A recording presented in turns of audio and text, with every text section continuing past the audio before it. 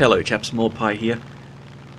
Sit down, make yourself comfortable, we need to have a serious conversation.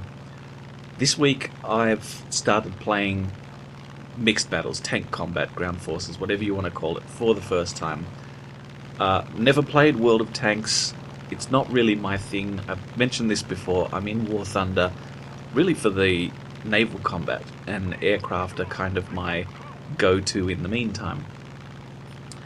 But anyway, I've been playing some ground forces combat, and there are issues that people are complaining about, like overpowered AA, that I think are really just symptoms of a larger problem. They are not the problem in and of themselves.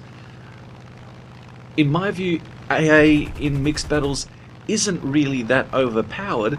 It's just that it's being used in the least imaginative way possible. What we've got in War Thunder at the moment is a series of maps that seem to be kind of heavily inspired by the sorts of maps that you see in World of Tanks. And although I haven't played it, I've seen it on Jingle's channel. I have an idea of how those maps are structured. They're very arcadey, and what we've got in War Thunder at the moment, and this, I know this is only the first iteration of it, but these maps are also very arcadey. For that purpose, arcade battles, they're okay, but I don't play arcade battles. I've only, and I think I'm now up to about 80-ish games of ground forces. I've never played an arcade ground forces game. I've introduced my brother into the game, and we dived straight into realistic battle ground forces. Never played arcade. And it is bleedingly obvious to me what the serious flaws are in these kinds of maps for the purposes of a realistic slash historical battle, like it used to be called in ye olden days. We are fighting over essentially meaningless points in such close proximity that it's completely ridiculous in many circumstances, supported by air units that in many ways bring with them the kind of architecture and the kind of approach and design philosophy of the old air-based realistic battle combat, which for all its flaws was a hell of a lot better and more thoroughly developed than what we have now in these mixed battles. Let me explain it like this. This is the analogy that I've used a couple of times in private conversation. It seems to work quite well. Imagine, if you will, a nice big restaurant-style dinner plate. Okay, that dinner plate is essentially the aircraft theatre of combat that we have currently. In the middle of that dinner plate, imagine a coin. And the coin is the ground forces theatre of combat. Now, by necessity, all of the Air Force's combat is currently being funneled into that same small space. The vast majority, 90% of the aircraft theatre, is now entirely wasted in an effort to bring everybody together in this little coin. The rest of the aircraft theatre is really only a transit zone. So you have this coin in the dinner plate, okay? At the top of the dinner plate, you might have one airfield. At the bottom of the dinner plate, you might have another airfield. Your strategic bombing targets, these things that were introduced some time ago so that the heavy bombers would actually have something to do, almost universally are distributed around the edges of this dinner plate, normally up towards their friendly airfield. They are essentially useless as it now stands. Like I said, 80-ish games in ground forces, I have literally never seen anybody take the time to bomb a strategic target in mixed battles. And there's a reason for that. That's because that's not where the action is, that's not where the excitement is. Nobody playing this game gets that little buzz of excitement, like, that little giggle of like MLG championship win, like, like you just did something right. Nobody gets that from bombing a strategic target. They sure as hell get that from bombing a couple of enemy tanks that have just arrived on a capture point. So even the strategic bombers, the big bombers that are meant to go after these targets, don't. There's no point to it. They don't do anything. They're just sitting there out on the outskirts of this dinner plate doing absolutely nothing at all, while everybody's continually being funneled into this little coin's worth of space. Anti-aircraft is also, for the most part, really uninspiringly implemented. In some cases, the anti-aircraft positions are within, say, the zone encompassed by that little coin. That is to say, the anti-aircraft is, in a couple of cases, accessible to the ground forces units. In other cases, the anti-aircraft emplacements aren't even within that coin.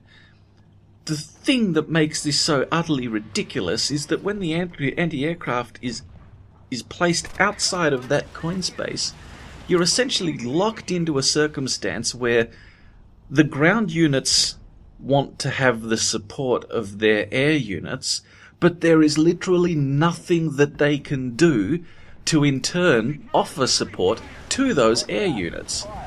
The two are artificially divorced from one another, and it fundamentally makes no sense. But the reason that it makes no sense is because this is still an artifact of an arcade battles approach to map design. The same kind of approach to map design that results in air combat arcade battles maps with 3 airfields really close to each other that you have to do touch and go landings on to try to capture.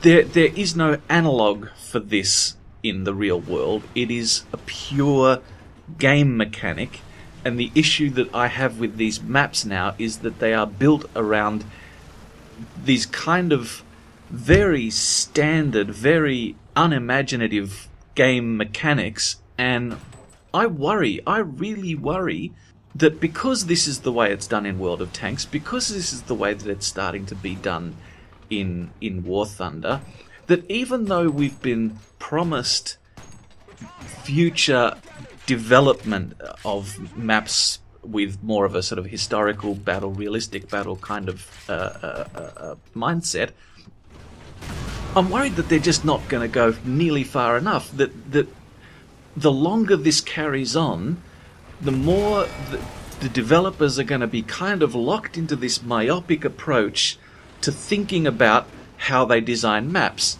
The whole notion of having a central contested control point, for instance, which bears no relationship at all to what might be going on in a larger theatre conflict.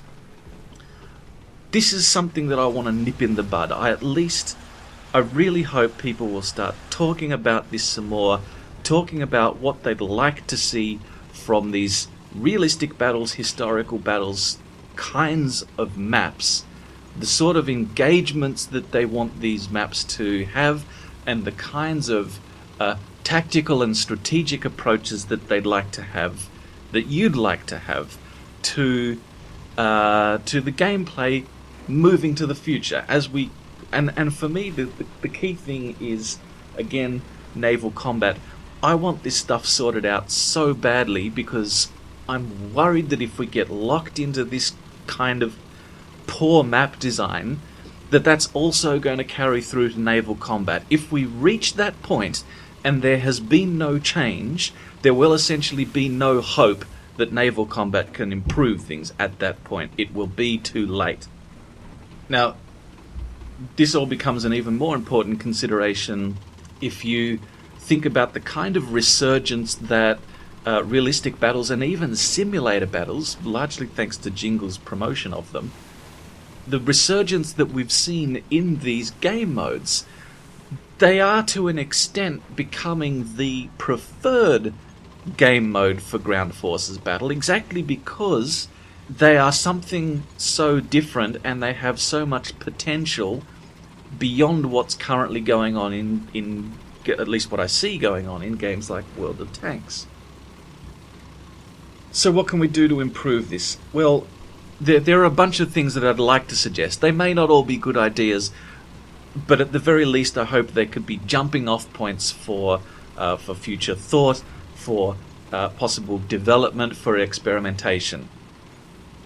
Let's start with the big boogeyman of the day, the anti-aircraft. Currently, anti-aircraft emplacements make no sense. They're scattered around as an afterthought. If not quite an afterthought, then in a couple of cases they are clearly an attempted barrier, let's say, to aircraft, to try to present a kind of crucible through which the aircraft need to pass in order to participate in this small coin's worth of combat theatre. There's so much more potential. I want to suggest, for instance, a way to integrate the anti-aircraft guns with a strategic target. Imagine you spawn into a game in a tank, okay? To the right of you is a capture point of some description, and we'll get into capture points a little bit down the line. But to the right of you is this capture point. This is an actual game-winning objective for your team, okay? But to the left of you is a large strategic target, whether it's one of those camps or whether it's like a factory complex, and that strategic target is surrounded by anti-aircraft guns, as strategic targets really were. They were protected by these screens of anti-aircraft batteries. That's legit. Now, in this example, that strategic target and those anti-aircraft guns are accessible to you in ground forces. You're not cut off from them by some arbitrary border that tells you to get back to the battle zone. You then need to make the choice between going directly for the capture point, for the game-winning objective, or taking the time, making a strategic choice to go in the opposite direction and take that opportunity to clear out those anti-aircraft guns so that the air units that you want to have support you will have an easier time in doing so. And that's going to change every game. You're going to have to try to read the circumstances in order to better judge which option is the most appropriate at the time. And that's a thing that, yes, you will need to sort of balance out over time, because, for instance, it may be simply too easy to rush the capture point, or simply too easy to rush the anti-aircraft emplacements and still get to the capture point in time. That's all a question of game balance. What I'm talking about is the more fundamental approach of making players and making teams engage in these kinds of choices. But it extends beyond that, because remember, we've been talking about a strategic target which is surrounded by anti-aircraft emplacements. There is a potential other way of dealing with that, and that is, of course, strategic bombers. Now, imagine that you fly out, instead of arriving in the game in a tank, you arrive in the game in one of these strategic bombers. This strategic target is now no longer simply an object in the middle of nowhere. It is an integral part of the combat theatre, and it is surrounded by these other anti-aircraft emplacements that are detrimental to your team and that are beneficial to your team if you wipe them out. So there's also the option that rather than simply having some tanks turn around and go in the opposite direction to deal with these anti-aircraft guns, that a strategic bomber can make their bombing run in such a way that they drop a couple of bombs early, a couple of bombs on the target, and a couple more bombs late, and cut kind of a swath through the whole thing. Of course, they're not going to eliminate all of the anti-aircraft units in one go, because that would essentially break the whole purpose of doing this. But they might nail a third of them, and suddenly make it that third easier for other friendly aircraft, or cut down on the time that ground forces need to be there in order to root out all these little AA emplacements. It's another approach to dealing with the problem of anti-aircraft units. And it's attractive because you've now combined it with a strategic target. Not every bomber's going to bite on that. There may well be strategic bombers who still prefer to get that thrill of killing enemy player tanks, and that's fine, because that also exists. That is also still an option. It's about having these choices, being that these become a requirement of the gameplay that are made on ideally a team basis. Obviously that's not always going to be the case, so there are choices that can be made on an individual basis, and whether right or wrong, something happens that benefits the team.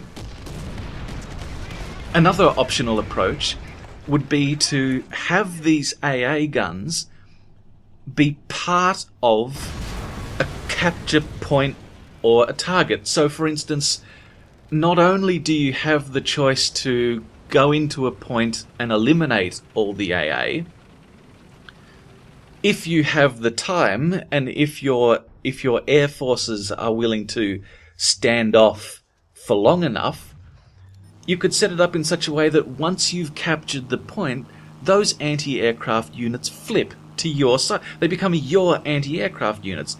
Again, here's a tactical or a strategic decision that you need to make. Do you destroy these things, or do you leave them in place for long enough that you can turn them to your own devices?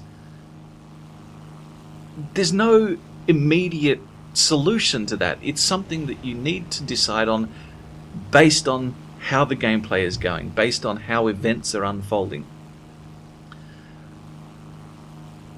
You could do that in two ways. In fact, you could have, say, anti-aircraft units that start out as neutral.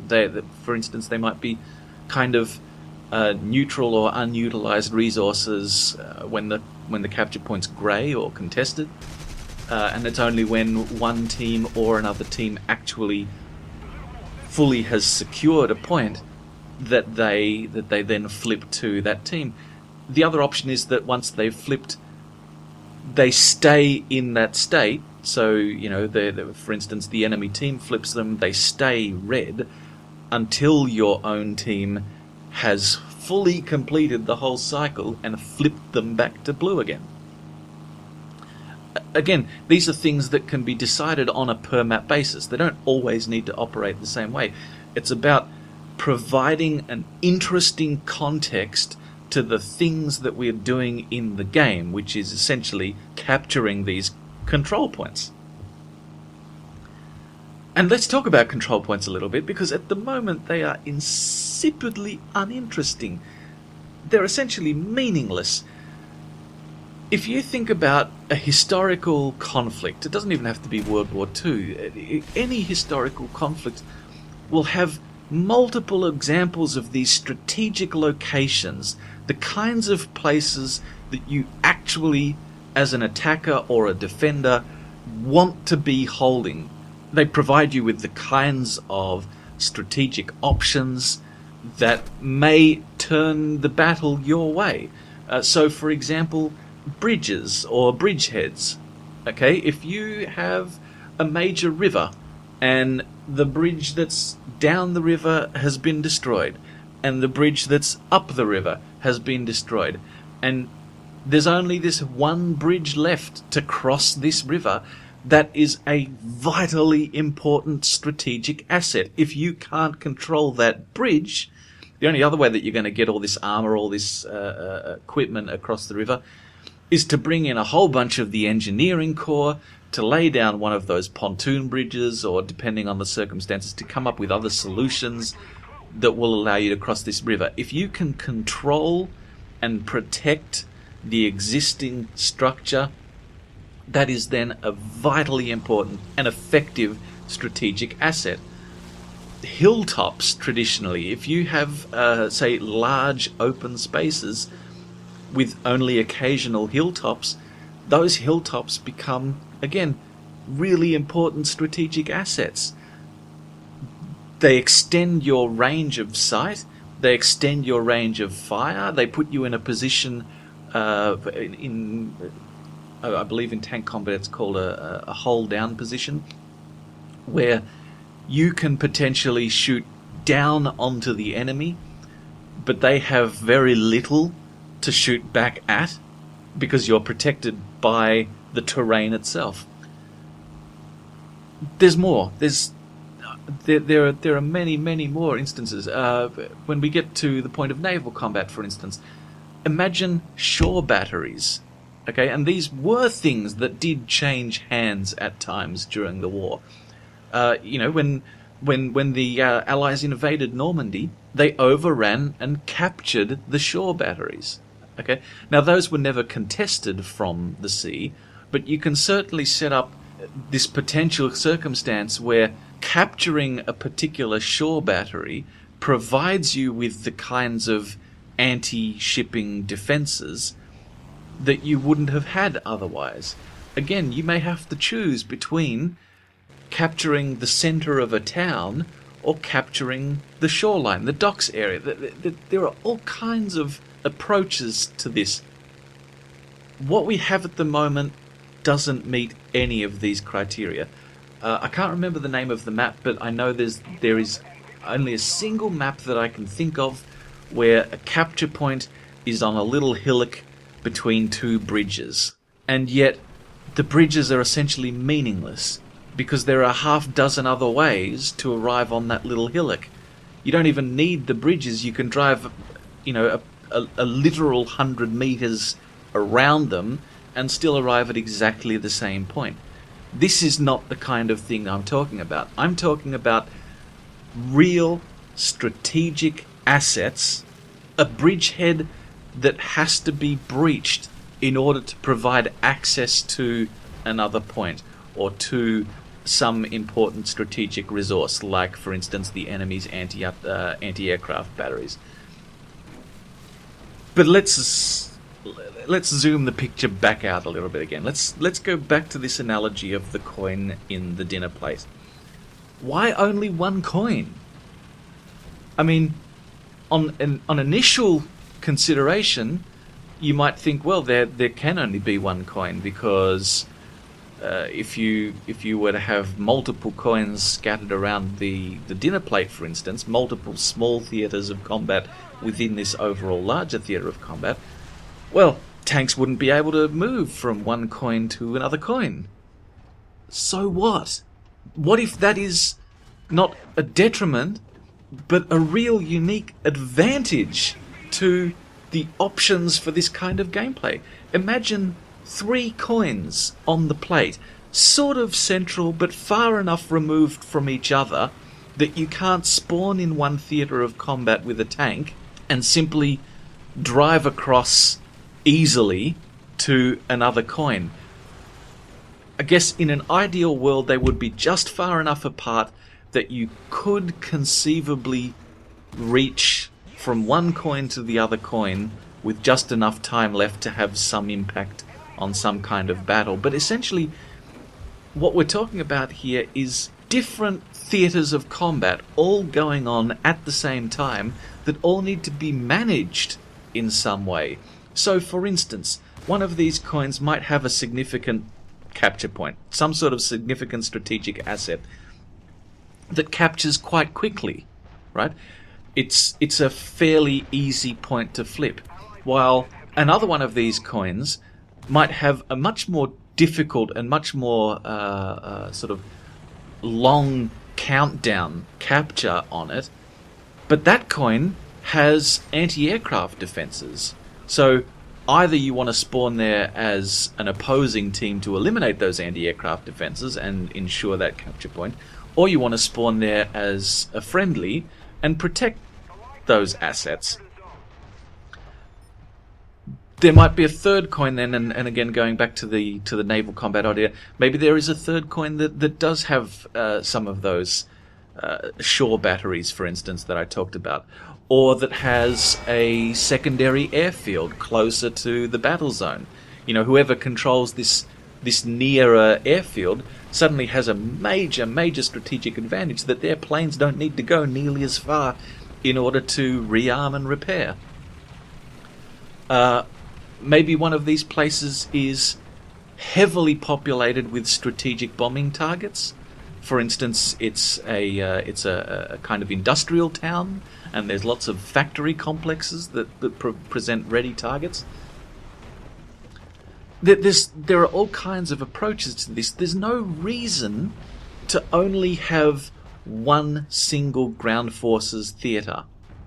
And you might suggest to me that that's not true, that in fact the games don't last long enough for that to really play out. And I agree, that's an issue, but keep in mind that the games that we're currently playing in mixed battles are considerably shorter than even the standard air combat games that we used to play. I've been in plenty of these mixed battles games that last only 10 minutes, and extremely rarely ones that last half an hour, where, in contrast, in the Air Force's combat, the reverse was true. I would be in many more battles that lasted around the half-hour mark, with only very occasionally, say, a B-17 rush that pushed through a win in 5 or 10 minutes. That was the exception, not the rule. Now we've flipped it over. Now the short game is the rule, and the long game is the exception.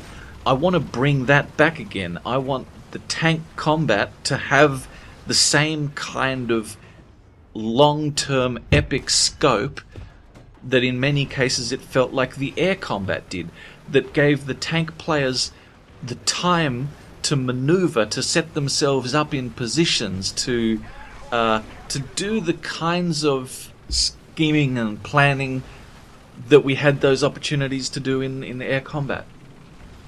Another potential option would be to say, take those 3 coins and put them on a plate in a line, and develop something that's more along the lines of a push map, if you're familiar with those from other FPS games, where one team is essentially on the defensive and the other team is attacking, and each time the attacking team successfully captures a point, that becomes a new spawn location for them, a place to repair, rearm, to kind of regroup their assets before they push on to the next point. And the job of the defensive team is to prevent them from reaching that last line. There are great examples of this kind of thing happening in the Second World War. We've already got a Battle of Kursk map, and although it's fun, and it's probably actually my favourite of the current maps that we have, because it is so nice and big and open, and it allows for many of these choices, despite the fact that it still only has a single control point. But Kursk in the Second World War was a fantastic example of what we now call a defence in depth.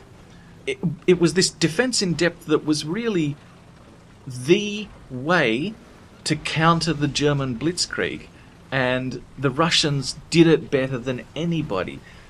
They had what was known as the Kursk salient, which essentially is like a little pocket of Russianness that was kind of pushed out like a bubble into the German-controlled areas.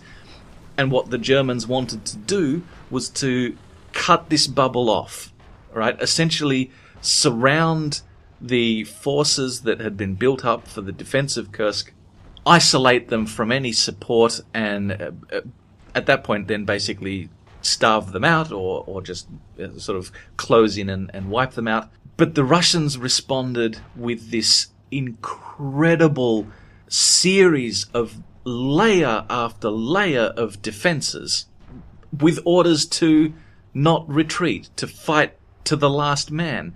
And the Germans would throw themselves at these defensive layers, and they might break through one layer in furious fighting, but then a couple of kilometers further on they would encounter the next layer, and they might break through that, right?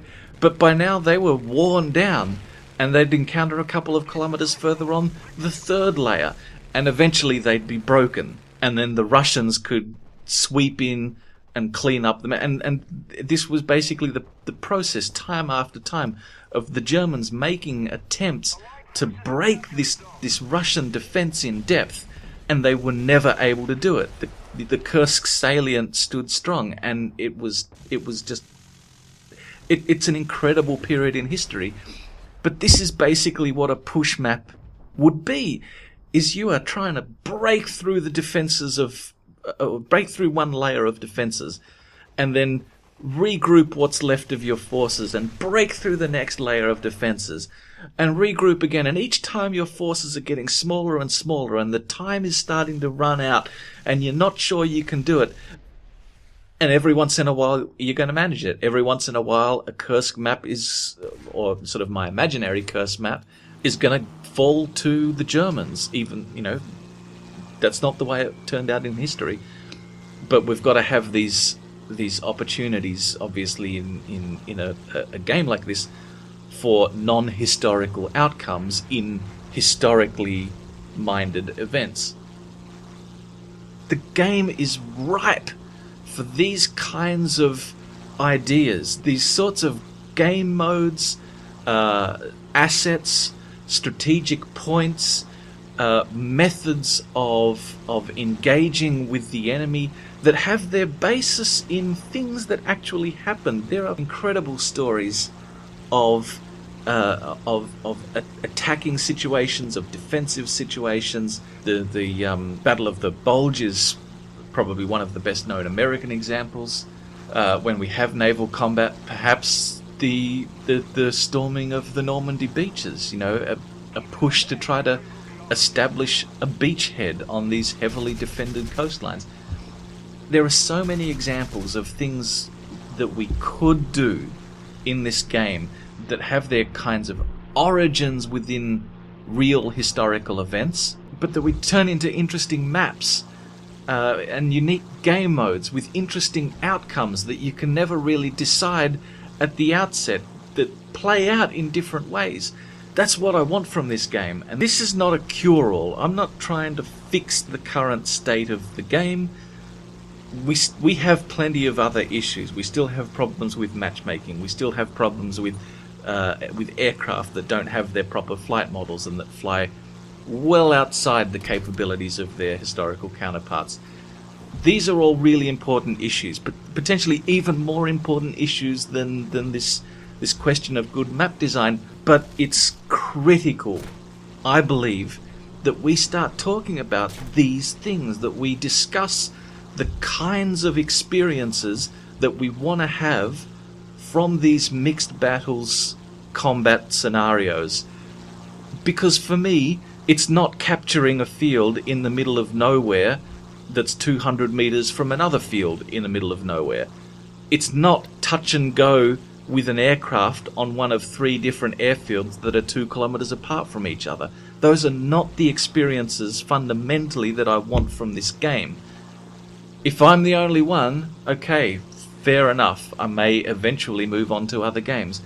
But I truly believe that there are many, many of you out there who want the same things that I do, and we need to start discussing these things now, like I said, before the kind of myopathy sets in and before the momentum that we need to work against becomes too great.